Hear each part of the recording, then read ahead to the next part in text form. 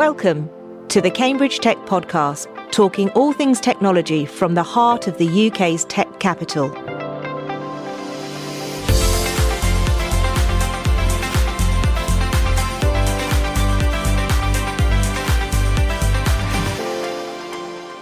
Here are your hosts, Faye Holland and James Parton.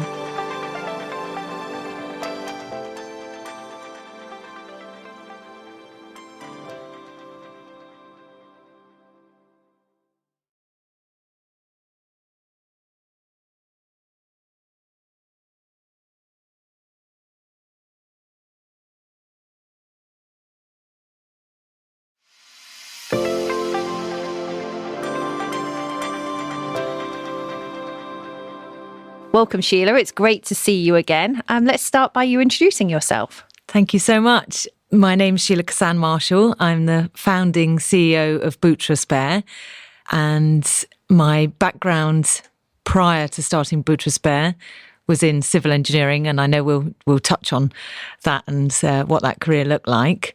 And I founded the company number of years ago now in 2020, following my own diagnosis of an aggressive form of breast cancer. It was in response to the fact, although I'd had exceptional treatment, including targeted therapies, there was nothing to support my mental and physical rehabilitation. So we meet lots of founders on the podcast every week, and there's always different, ways that business ideas come about and companies are formed. Yours obviously came from a very challenging personal situation. What was that spark for you to actually, do something about it and actually create a company to benefit others? Yeah, so that, I guess the big burning platform for me was that my children were 1 and 2. So I'd had a year's worth of treatment. It was incredibly debilitating. So I don't think that unless you're in the space of oncology, I think most of us don't realise just how tough it can actually be. And of course, everyone's treatment and journey is different. But I had an aggressive form of breast cancer. I feel absolutely blessed that it was discovered very early. So although it was aggressive, it was found at an early stage, which is enormously helpful for treatment, successful treatment and long-term survivorship. So my children being so young, raising them and going through treatment. And there were days by the end of it, obviously I lost all my hair, all of my skin, the top layer of my skin was gone almost throughout my body. So my skin would just weep and bleed. And a lot of people with going through oncology have a permanent runny nose because all of the hairs in your nose that normally support that are all gone. So all my fingernails and my toenails had gone, so then my fingers were raw and I had a lot of nerve damage. So by the time I'd finished, I could barely cross the room to walk. And before this, I'd been, a very strong person. I'd had a career in civil engineering before children. And it just was not acceptable to me that I wouldn't get a complete return to mobility and be able to raise my children. So, of course, all of the NHS systems and the private medical systems are all set up to give you everything to get through your treatment. And I had a mastectomy and amazing reconstruction surgery, which has taken skin grafts and fat from your stomach. Having had 2 children, that was quite welcomed, if I'm going to be honest. And it's, they give you a great result. But you can imagine that all of that surgery and then radiotherapy afterwards and more targeted therapies is a lot for the body. So when I went to a physio sort of discussion at the hospital and said, how do I actually regain full movement post-mastectomy? I was told it's unlikely, but you can start to walk your arm up the wall and start to sort of stretch out. And I was absolutely raging because I kept meeting women who had had mastectomy, some single, some double, who were told that there wasn't a way of regaining movement. But yet everything I had read during my treatment suggested that the backstroke was an amazing motion to be able to get that full swing of movement while you're supported in the water. So I'd learned all of these things and I thought, well, if I can't get it anywhere else, I will get it myself. So I went to the Nuffield group who'd given me oncology, and Lorraine Sizer, who at the time was the oncology manager, she's now their clinical director. She said, I absolutely believe in this too. Let's get a bit of funding and let's put a program together and put you through it.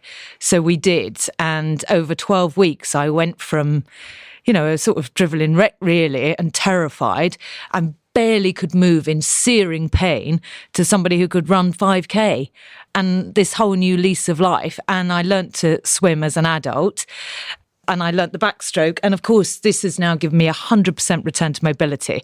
So once we knew that it was working, we then said, how do we do this for everyone? Because I'd met so many people through the system like me that were on their own, that were going through radiotherapy, recognising they were going to be left disabled at the end of this. And it just made me rage with anger. So I never came from this from a place of, this will be a nice thing to do. I thought, I'm so angry. We can't leave people like this. When they've had such exceptional care, they have to have the rehabilitation. So we advertised for a 12-week programme, a group programme. We trained people in level 4 cancer care.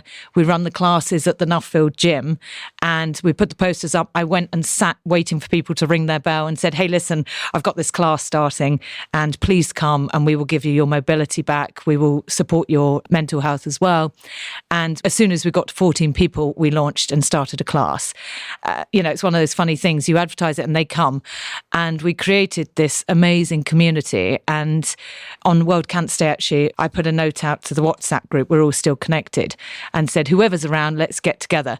And we got together. And I can't even tell you how emotional it was, because those programs of 12 weeks of having physical therapy, a return to movement, counselling, psychology and dietary advice, and telling everyone you're doing great, you're going to get better, you're going to have long-term survivorship, was transformational for people. And it was just so, it felt really emotional this World Cancer Day to sort of celebrate with the people that we first started with. It was beautiful. I mean, we'll certainly come back and talk about the community side of it and the relationships that are built from this. But, hearing you describe how impactful the treatment was to both you and your family, what was the elapsed time between going through that, recovering, going through your own rehab, and then starting the business? Because I can't imagine anything more exhausting than actually starting your own company and becoming like a founder of a business as well. So you're not giving yourself much time off here. James, honest to God, I literally walked out of radiotherapy thinking, what now? How do I fix this? But even having had a busy professional life, also when I was going through treatment, I was in complete denial. So I kept thinking, when they told me you've got cancer, well, none of us are that person who gets cancer. It's just not us. It's somebody else. It's out there, but it's not us. And I kept saying to Robert, nobody needs to be embarrassed, but when they tell us they messed up the results, it's not my results, they've read somebody else's results. And we were both in this complete denial. I think Robert, my husband, is still in denial that it ever happened, to be frank. But, there's this utter denial. And then once I realised whether I liked it or not, I was going to be given oncology. And of course, nobody, you get this word choice. You're going to choose to go on oncology. You are given a choice. But the choice is stark. It's either try this oncology, and it is try. It's not this is going to work. It's see how it goes. Or you're going to be dead in about 3 to 6 months, And also, if you take this oncology, there is a chance that drug, you don't survive the first dose. And so the day I left for that first oncology, I had my picture taken with my children, and I thought, and I dressed up and I looked lovely, and it's a gorgeous picture. And you would never know that woman was walking out the door thinking, am I going to see these little kids again or not? And how the hell is this fella going to cope with these? Yeah, I went through that process of oncology, looking at it, what works, what doesn't, what's wrong with the system. And I think it was my way of staying sane. So as a civil engineer, I was always time trialing things, working with innovation and continuous improvement. And I thought, how would I improve this system? What's wrong? What are the gaps? And I did it as a way of just feeling that I had some control over something when I really didn't. So I started thinking about it throughout the process. And when I finished the first radiotherapy, I went to Grantchester Meadow and I did a run, sort of fell over at the end of 100 yards. But I thought, actually, if this works and I can rehabilitate myself, then we can do it for others. So to answer your question in a long way, I came out of that and went straight into what we originally called, because it was for breast cancer, bosom buddies, and started immediately, with an enormous level of naivety, because, of course, I didn't realise just how exhausting and emotional it is to be a founder of a business and to raise capital and to then be responsible for capital investment that people have trusted you with that money. So I was entirely ill-equipped for that level of what I was actually taking on, and I did it anyway. And before I knew it, it was done. And then I thought, holy cow, what have I done? Yeah, it's amazing. So I think that the key things that are coming out of that is your motivation was almost the rage, wasn't it? You know, everyone's got to have the motivation for something, and yours was like that rage and frustration. But also what's really interesting is that it was you weren't willing to accept. So you've got a really unique perspective from the patient side of it, as I knew I'd got this amount of help, but then I was on my own. So just that absolute desire, I guess, to go fix it. Yeah, absolutely. Absolutely. And what I realised when we got our first group together, when we did the first survey at the end of it, so we tracked their levels of stress, anxiety, depression and quality of life. And when they came back with the surveys, and we had a free text box at the end, what else is it that was, did you enjoy the exercise classes, the movement range, the dietary advice, the mental health support? What was it exactly that really sort of made the impact for you? And what we learned, of course, which I hadn't had when I was going through it, was that all of that was great, but having each other, having that community of people, I think it's not probably widely known unless one finds himself in that situation, that when somebody has a treatment, it's not a treatment plan, it's a discussion. So you might be, if it was appropriate, you might be asked that if there was a possibility, say, for a lumpectomy rather than a full mastectomy, or you can have a mastectomy and stay flat, or use, tissue like I did from the stomach to create a new breast. But these are choices that you make. And without having a community to have those discussions with and see what somebody else has done and how it worked for them, I think you just don't know. So I never had that. And of course, when this community came together, we talked about it again on World Cancer Day, that somebody had said to me, well, what is a reconstruction? We were up at Wimpole having one of our walks. We regularly walk together as a group. And I said, well, there's nobody around, I'll show you. And everyone laughed their heads off as I got my breasts out to show somebody else who faced that choice. And of course, this is the beauty of when you're in this space of complete and utter sort of acceptance. And, that's what it's like. And can I feel it? And what's it look like? And how does it feel? And I think without that community, you would never know that. So, I think that was the magic that I found of the bringing people together to have this program. I mean, I can see where the rage comes from, because it's bizarre that none of this existed, Right. because these aren't new challenges, right? These aren't new problems. Exactly. Yeah. And I'll just answer that bit, James. So I've asked this question very specifically to the oncologist. So the why is this not there?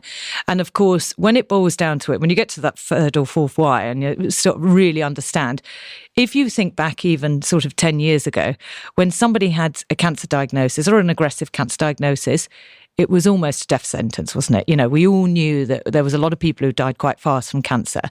So what's happened is that the treatments for cancer have become absolutely incredible at various types of cancer as well. So even in the breast cancer space, there is an enormous amount of variation in that. And so things like Herceptin, which was invented by Sir Greg Winter's company, Bicycle Therapeutics, probably, I don't know how many years ago, probably 12, 14 years ago, something like that, I guess. So very, very new drugs. But it's meant that people who have those drugs have a very long life expectancy and a very good quality of life, providing they get the rehabilitation. But the life expectancy is going up 20, 30 years. Even now, with some of the other drugs and some of the other Cambridge drug companies are looking at secondary breast cancer drugs.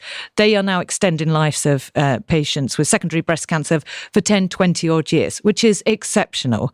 So I think that when it was putting people through cancer treatments, there was a feeling that you get through it, you get your affairs in order, and that's pretty much it.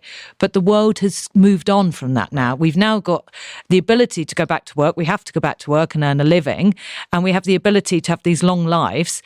So why has this not caught up? It's a question I ask. And I think that from a stretched National Healthcare Service, it's purely a cost basis. So at Adam Brooks, we have an exceptional programme called REACT, and it's run by their physiotherapists. So those who are in the greatest need will be able to be supported by the REACT programme. But of course, there's way more patients than can access that programme. And I'm not 100% sure how that translates to other areas, but they've been very forward in recognising the need for this service. They just don't have the resourcing and the funding to pay for it. So Sheila, it's obviously got to be very personal, very community based. You go for your walks, all of those kinds of things. But what else is Boot or Spare doing? So do you have the online equivalent for people that can't come in person? What are your plans to use technology to actually amplify what you're doing? Yeah, absolutely. So we realised, having done those programmes and seeing the success, then people very quickly said to me, well, that's all very interesting. How do you scale it? And the way you scale it is obviously through tech. And my feeling in creating the tech was the tech should be there to serve the needs of the people, not creating tech for the sake of tech. So I very much went about it. One of the first advisors I had was James Green from Green Custard, who was absolutely fantastic. And I'd scoped many things as an engineer, but I'd never scoped tech. So he helped me to think about a scope of works. And I remember that I would go to him he won't mind me saying this, I'm sure, but I used to go to him month after month and say, I've scoped what I think we need. And he'd say, that's not a scope of work for tech. It really isn't. And I realised that I would need support to find somebody to actually help me to scope out what this platform would look like. So I raised an investment round of 750,000, our pre-seed round, that was 2021. And this enabled me, having looked at that scope, having worked with people to understand how we could support people and scale this into a business. I recognised very early it should be a business and not a charity, because I wanted to be able to raise funds and make it something sustainable. I didn't see myself going out shaking a tin for this. I saw it as a sustainable, impactful business. So off the back of that, we scoped the tech. We then brought on board a tech team. And what I felt was really valuable online was the ability, this was pre-COVID, so we were still in the place that we weren't all used to, Zoom calls and all the rest of it, but we recognised that we could do online health coaching. So we work with allied healthcare professionals, most of them are physiotherapists, so the health coaching you can do on an online setting is very profound. We were tracking to wearables, so the health coach could set those exercise goals, and instead of being in a gym setting, over the 45-minute call, they could show people how to move, how to increase their range of movement, and then to plan their exercise for the week and month ahead. So that was one aspect of it. It's just that connectivity to the health coaches anywhere in the country. The second part was most people post-cancer want to really look at their diet. They want to move towards an anti-inflammatory diet. So we created hundreds of recipes, and we have dietitians. Again, they have dietary advice calls, people on our programs, and they get issued with personalised meal plans. The third aspect in terms of the exercise, which I was absolutely delighted, it took 18 months to sort of stalk this amazing woman in the US in LA called Body Fit by Amy. She has over 1 million online users, and I worked out with her programs at home. So her specialism had been sort of postpartum. So everything is here's level 1, here's level 2, here's level 3, here's for those that have had, stomach surgery or something like that. And I found as a cancer patient, she had this brilliant way of making me feel like a hero, no matter how much I'd done of that class. So for 18 months, I emailed her constantly, said, I would love you to be our trainer and record in your beautiful studio our programs. And her father-in-law had a cancer diagnosis and sadly passed away. And then she got in touch with me and said, I can really see how we can help. So my husband and I, it was his father, we want to help, and we're going to do it. And we've got a great studio, and they recorded all of our exercise classes. And I honestly, of all of the things, it's one of those things you can't stop asking, can you? And I've learned that again, I think, as a founding CEO of a startup, that there are many ways of asking, and sometimes it takes time to build these relationships, but people aren't saying no because they want to say no, because they've got other things going on, and sometimes it might fall into place. So we had the exercise element online, and it's basically turned into a 12-week program online. Each week there's educational content, and our videos unlocked, new exercise classes which is graded to the individual's needs. There's counselling, psychology information. They book in to see their counselling psychologists, they book in to see their health coaches, and we track to their wearables to see how they're getting on. And of course, a lot of this is changing habits post-cancer to reduce risk of reoccurrence. And so much of that is we all know what we should be eating. We all know we should be exercising. The World Health Organization says 150 minutes a week or 75. But the reality is we need support to be able to do that and make that profound change. And you need somebody to say, you're doing great. And okay, you had a bad week. So what? It's 1 week. It doesn't matter. Get on. And also, I think that as humans, when we go about these changes, like we see in January, the car park of a gym is full in January. By February, it drops off because we haven't got that person, that guardian telling us, you did great, it's a bad week, and next week we're going again. And I think that is the utter joy of having a health coach. You see this sustained change. It's small changes week on week on week on week on week. And that is the beauty that we can deliver online. We also have e-learning videos, which is really important. So one of our sales channels is to employers. So a lot of employers, of course, don't really understand how best to support cancer patients legally, what they should do, and morally how to support people. So we've created some very high quality learning programs with Kate Silverton, BBC newsreader, and various other newsreaders. So it's really nice to watch. And they are all on there, scalable for employers to be able to sign up to, and they can train their staff in the sort of mandatory compliance aspects of supporting people with chronic illness. And of course, we've talked a lot about cancer, but what I learned early on in supporting cancer patients is that 75% of them have chronic pain. So this can be post-surgical, somebody with prostate cancer, they've had the prostate removed, but they're having bladder issues and pain around the site, and the body doesn't know how to turn off those pain signals. So I knew that to be able to really support people, we had to have a profound understanding of chronic pain. It's the biggest issue in a global healthcare setting nowadays. It affects 25 to 30% of people in the workplace. And in the most extreme cases, this is people who are now relying on opioids. And in the UK, we have a big problem with that. So I worked on chronic pain understanding. I reached out to one of the experts in chronic pain across the UK and Europe, Dr. Deepak Ravindran. I'd read his book, which is absolutely fantastic, The Pain-Free Mindset.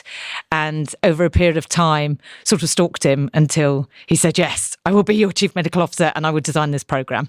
So we have the chronic pain program now that sits alongside cancer for cancer patients, but also for those in chronic pain, musculoskeletal, back pain, neck pain, that sort of thing. And then, of course, we realised that the menopause is a big issue for people going through early cancer.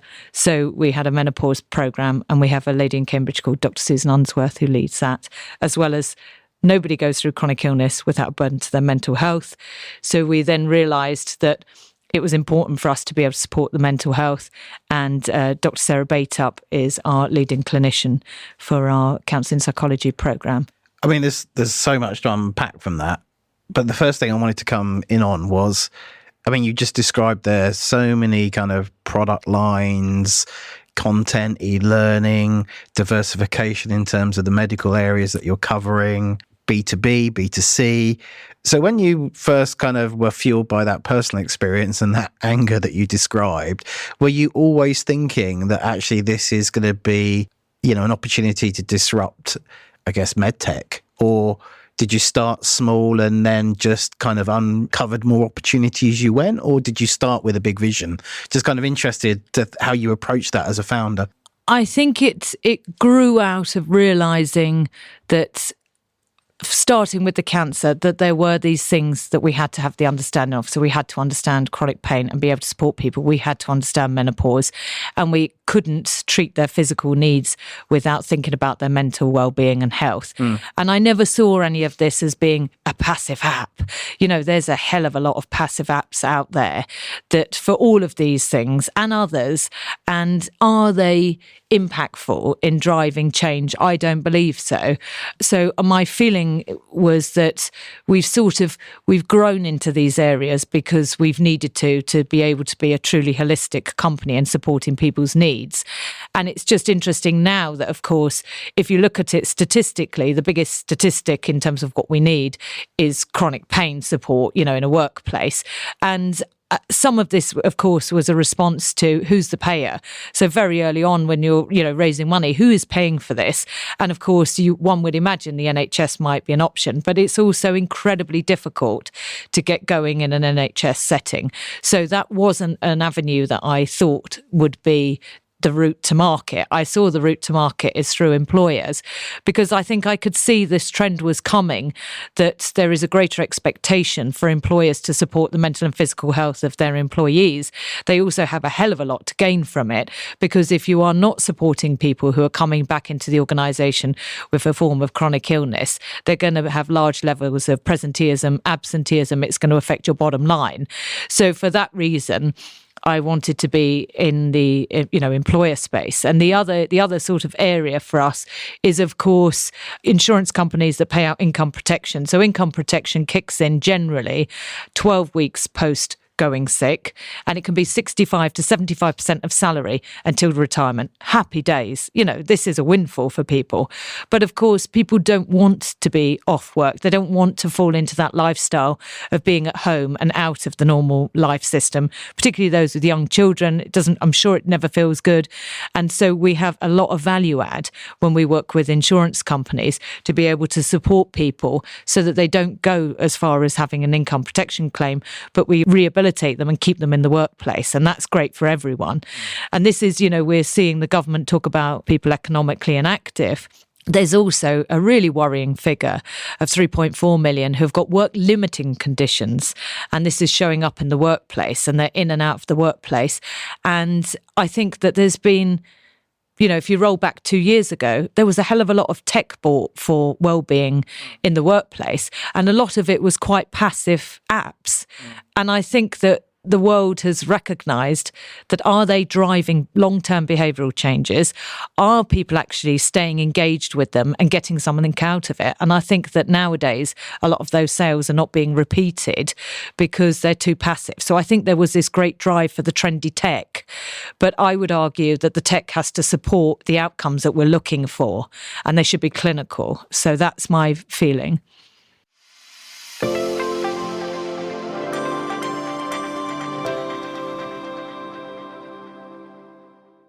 If you are a startup looking to grow in Cambridge, the Bradfield Centre offers a range of flexible membership packages which put you in control of your office and home working mix.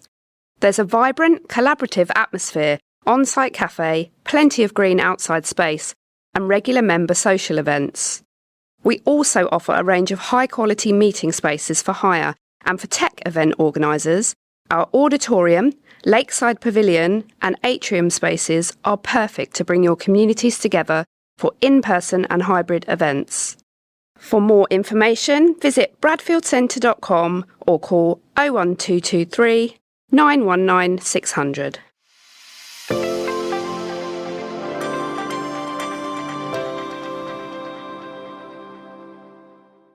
So Sheila, just going onto the corporate side of it, how are you finding the approach to them? How are they reacting to you? Are you starting to get that level of traction?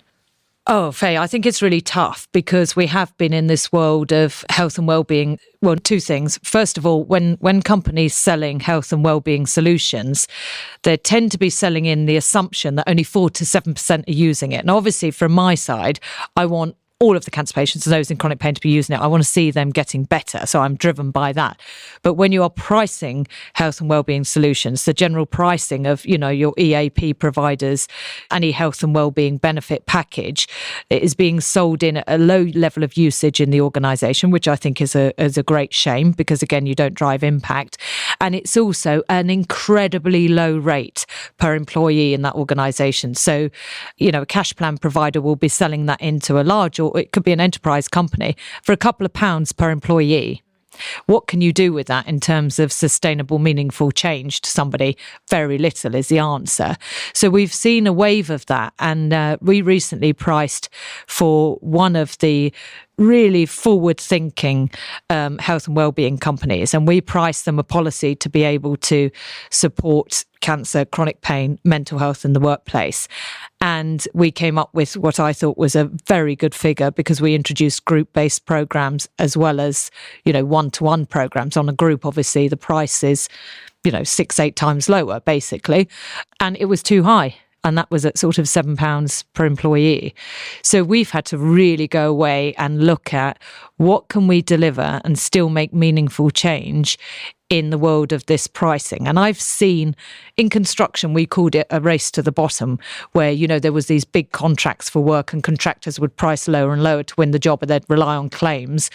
And in the health and wellbeing space, there's a lot about driving a SaaS model. So turn it on, scale it up at very low on cost, and that's going to sort out your mental health. So, for example, lots of companies have bought mindfulness, which is a brilliant tool in a box of tricks to sort out mental health.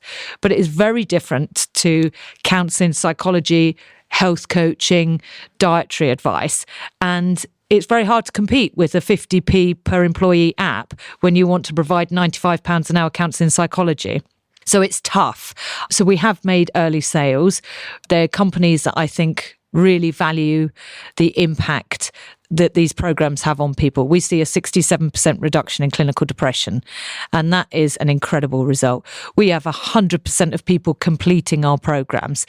You will never see that on a passive app. You're lucky if they've downloaded it and used it 3 times. So we have this amazing ability to capture people, to make profound change. We see exercise levels sustained in the long run, and we see people who are engaged and feeling in control, which gives them this higher level of quality of life. So I think that it's something we're going to have to really think about as to who is going to benefit from that the most, who's going to be willing to pay the prices for it. And some organisations are coming forward and saying, yes, I want that. We're just in talks with doing some lunch and learn sessions at one of the parks in Cambridge with a lot of science companies on it. And I think that when employers can start to meet some of the people that have been through our programs and talk about how it kept them in the workplace, they'll start to see the value add. And I think that's going to be really helpful. Income protection, as I said, it's like a 500x return on investment, because they're not paying out these enormous claims, which is now, you know, they're all reporting £500-600 million a year of drawdown on income protection, which is not sustainable. So they have to act. And one of them, Legal and General, came out recently and secured Percy Health as a partner, which is they concentrate purely on cancer. But I think for us, this is brilliant. You know, we are delighted for them. And it shows that this is being understood, that there is a need for it and there's a price associated with it, and it's not pounds and pennies. I mean, it's really interesting where you started to describe there the kind of that typical SaaS scaling model and, you know, as you describe them, passive apps. I just wanted to ask you a question around your kind of investors. You know, I don't know if you can kind of share who your investors were, if they were local or national, international, but, you know, have you managed to find investors that understand that you're different and understand that you're going more for that expert-led model rather than a pure software-led model? And, you know, I guess the proof really is in the pudding, as you're describing, in terms of the impact on the actual end users. Yeah, so our first investor was, you can imagine, you know, you've had a lot of no's, you're raising your first round, and the first person who said, I really like it and I get it, you're going to have to speak to my investor director because he has the call on this. And that was Jonathan Milner. I then had a scheduled call with Mike Murphy, and, you know, it wasn't on the call, but not long afterwards, he said yes. And again, it was slightly outside their normal investment codes, I would say. So we were definitely a bit of a wild card. They saw something. Jonathan has obviously worked in the space. He trained in breast cancer and is very knowledgeable, obviously. So they saw this, I think, trend that there could be something in this and we could use tech to scale it, but that there was going to be an on cost. So he was the first investor. David Cleverley followed not long afterwards, which was, again, utterly fantastic. Been hugely well supported by Matthew, who had an exit just over a year ago. And actually, he's spent a bit of time with us in the last month where we've been really understanding the SaaS aspect. So all of our pre-recorded content, you can turn it on and fire it up, and it's completely scalable. Happy days. And what I've had to learn and adjust to is that for some employers, they want to be able to tick a box to say, I need that mandatory training. That's really exciting for us that we can have your training, we can pay 50p an employee or whatever, and we can scale this stuff up. So I've had to learn that this is the market in which we operate, and some of our services have to suit the needs. And Matthew, with his business, which was 10 to 8, a booking system, he actually gave us the booking system when we first started for Butcher Spare, which was brilliant. And he's helped me to understand the pricing, that you land and expand, so that you go in, you've got the mandatory compliance aspect, you can scale up the SaaS at a very low cost, and then you have people, as you get to know the organisation, the HR director, you can then demonstrate your value and how you can support their employees. So I've learned a hell of a lot from our investors as well. A number of other Cambridge Angels are on our cap table. Again, Amadeus Capital was delighted that Amelia is our investor partner and she supported us. And again, I think it's fair to say that we were a bit of a wild card. They have a pot for, the wildcard fund, and we're definitely in that gap. And I think they're pretty delighted, actually, with how we're going, that we've done something where we recognise you have the SaaS and the ability to scale, but you've got this higher price point, but delivers enormous levels of transformational change, massive reduction in clinical depression, massive increase in quality of life. And we don't know anyone out there in the market who's doing that. Not to say that I think that others will emerge, and I think there's space and there's room for it. I think the fact you just said you were a bit of a wild card, when we line people up obviously to come on the podcast, and you're not really a typical person that would come on the podcast, but you are, for that exact reason of being a wild card. And what you've just explained there in terms of the journey and the people and the connections you've made is a real Cambridge success story as well. So I guess that whole ecosystem is integral to what you've done to date. Yeah, absolutely. And what you end up with is the ability to get first class advice and people around you with a background way off this sort of technology. But as a civil engineer, I had learnt to work with multidisciplinary teams, often internationally, and had to learn, things like I looked after some fuel farms, building runways and that sort of thing. And you can't possibly know all of that tech yourself. You need experts that you can call upon. And I think you have to have the ability to have no sort of shame when it comes to asking questions. So I have been able to harness those angels and ask them the questions and ask them what part of this tech is the most valuable to us. What can we plug in and go? What do we build ourselves? How do we build a bespoke platform? And also, of course, I was then connected to the people with the experience to be able to build it. So I think our tech, a bespoke system, is phenomenal. I think that the fact that we've been able to harness some of the systems that are out there and keep the costs down has been fantastic, because as I said, it wasn't build tech for tech's sake. It was meet the needs of the people and utilize it to be able to scale here. And obviously we'd like to do that internationally. My husband has a fund in Cambridge, Robert, and so I get a lot of advice from him as well, which is really helpful.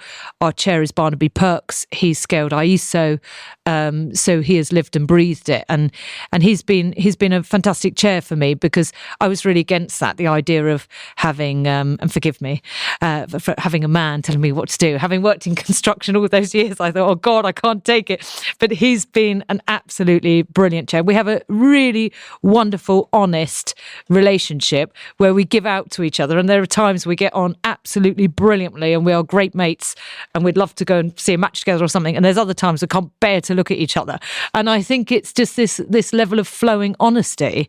So it's been fantastic. The whole community, I feel, I've never felt shy in being able to go and ask somebody, how do I do this? I don't know how to do that. What does it look like? And sometimes with these exceptionally clever people in Cambridge, people talk at a level in which is way above my understanding. And I have to keep saying, I don't get it. I'm still not getting it. And that's how it is here, I think. I mean, it's a great story. It sounds like you've surrounded yourself with a really good team. I guess, to kind of wrap things up, it'll be really interesting to understand where the business is right now in terms of your kind of growth. And then what does 2024 look for you, moving forward? From September of last year, we started our investment round, our next round, which is a sort of seed plus round. we've had in about, I think it's 228k of that round now. We were looking for 500. We took a bit of a gap just before Christmas because it's exhausting raising money. And it was those first calls in September were going incredibly well. And then and this is just, the environment, I think, in the world of startup. So when it kicked off in the Middle East, a lot of people, stopped putting the funding out there. And I think a lot of angels that we were talking to weren't in a position to spend more. They wanted to hold reserves. So it did change the profile of what I would have hoped to have been like by Christmas. So we took a bit of a break. And I think it's mentally battering going through an investment round, isn't it? When you get that, yes, I'm trusting you with my money. I mean, it is a dizzying, absolute amazing feeling of euphoria. And when you get off a call and you've had, one after the other of 3 no's, it's a crashing through the floor, weeping, crying mess. And so, of course, I'd had that for that last quarter, took a bit of a break, took time off. And I think over Christmas, I spent a lot of time just staring into space, recovering. And then I came back at it in January. So we've raised some more money this in the last month or so. And I'm still doing a bit of fundraising. So I'm looking to get that round completely closed, although we have a year's worth of funding. We had to make redundancies because I realised that we weren't potentially going to get the full round in the time we needed to. So we had got to the place where our tech was built. We'd road tested it. We'd had users through Deepak's private clinic through it, and we'd had amazing testimonials off the back of it. So unfortunately, the tech team left, and we have a smaller tech staff, which has worked very well. Because otherwise, again, I think that you can keep building tech for the sake of it without really responding to the needs of your customers. You've got to go and get customers. So we've concentrated on getting ourselves a business development team, really understanding product market fit and actually going out there consistently and, bringing in the customers and understanding the different verticals. So that's where we're at. Now, in terms of 2024, we're on the UK Innovate Edge programme, yes, and we have Stephen locally, who's been absolutely incredible supporter. He has helped us with an application for the potential of going to Texas as part of the sort of outreach program so that you can see what it's like to work in a state in the US. So Robert and I went out the October before to Boston, which was just an absolute joy. We met some investors, like Morningside was one of the investors we met there, and we had an absolute blast. We took the kids with us as well. It was a holiday, but we just had this blast of what's the art of the possible for us to be in the US. We are on WTW, which is one of the world's biggest health brokers, vendor profile tool. And we do get some inquiries at the moment from the US markets. We don't know of anyone in the US at the moment that does what we do. But of course, they have a pricing model which would suggest that they are better equipped to pay for it. So we will be looking at where would we go? How would we be supported? What would that look like to explore that market opportunity in the US? But in a quite a contained way. We've got to grow it and really understand the niggles and the things that make it fall over here first. So I'm acutely aware of that. Robert and I are open to whether or not, if this did really kick off in the US, would we go? Yes, there's been 5 generations of my family, the Kissanes, who have gone to Boston. It's like overrun by Irish, isn't it? It's mad. And I actually felt really at home. I loved it there. It's quite a gritty city, isn't it? But it was just such fun. So, and I'm saying that with a great deal of naivety because there's a difference between seeing a city and living there. Get it? So we will be dipping a toe in, trying to understand that market. We will be in pursuit of sales. As there's no other way of putting it. We really have to drive sales this year. We've got a year's runway, as I said, with our reduced team. And this is the year that, by Christ, we have to sell it. And we have to understand who's paying for it and who's maximising in terms of getting the best out of our services. So that is our big focus of the year. We'll be pushing on a number of verticals. I mean, it has been said to me many times, I'm great at finding opportunities, but you've got to close them. You've got to close. And that's what we'll be focused on in the year ahead. we need to get to ourselves into a place where we've secured at least 500,000 of revenue. It will be a mix between the SaaS aspect and, program sales, which is priced differently, because we need to get our Series A investment by the end of the year. So it's another big year, and it's kind of funny, isn't it? Because again, I think that naivety that I had when I first started, I thought, you get your first couple of rounds, it kind of gets easier. I'm not sure that is ever true, because even, last night at the event, hearing from the CEO of Pragmatic from a Series D round, and it's like, wow, that's not going to get easier. And the rapid scale is never going to get easier. It's different problems. It's like growing children. So I recognise that it's going to be, one hell of a year again. I think it's really important that as we go into this year, the company is not all about Sheila Kissane anymore. It's about the people around me who can rise up into their roles and be the face of this company and do a day-to-day really good job. So that's what I would like to see. Obviously, in a world of utopia, I would like to think that we get to a place where we are a name that's synonymous for driving quality of life and changing lives for people. And I haven't mentioned the preventative health, but 30 to 40% of chronic illnesses are preventable. And so we also have a preventative healthcare program for employers. So we can really drive this support into organizations so they can support their employees to make lifestyle changes that are meaningful and profound. And every time you do it, it's good job, you're a hero. And I think we don't have enough of that. We don't celebrate enough. And I don't think we acknowledge how bloody brilliant we are day in, day out. So I think more of that would be a great thing. And if we play a small part in that, I'll be delighted. What a way to end. I think there's a whole load of descriptions here that you could come out with. You've got passion, you've got that agility to be willing to change things. Laying people off is never going to be a nice thing, but you're a startup. You have to make those decisions. So I think that really comes across.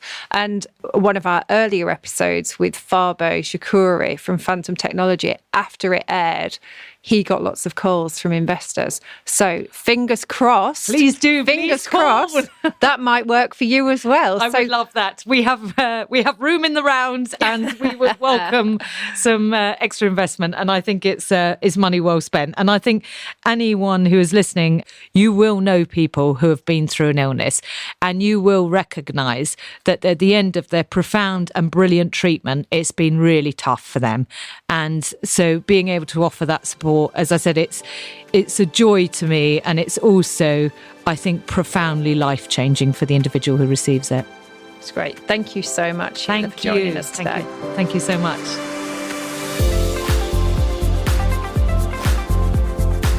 Today's show was produced by Carl Homer of Cambridge TV and supported by our media partner, Business Weekly.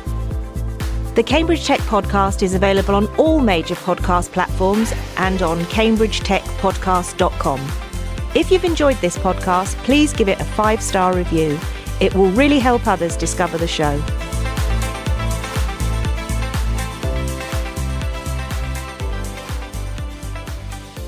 The rules of business and society have changed, and Mishcon de Reya stands at the forefront of this change, championing the innovation ecosystem at the heart of Cambridge. Our expertise is advising innovative companies at all stages of their life cycle. Discover what you can do at mishcon.com. Cambridge Acorn Project is a local charity providing life-changing support to children and their families who've experienced trauma and abuse and are living in poverty. There's been a huge increase in demand for our services, and we're asking local people and organisations to support our work, giving more families the chance to emotionally recover from trauma and abuse. To find out more, please visit cambridgeacornproject.org.uk.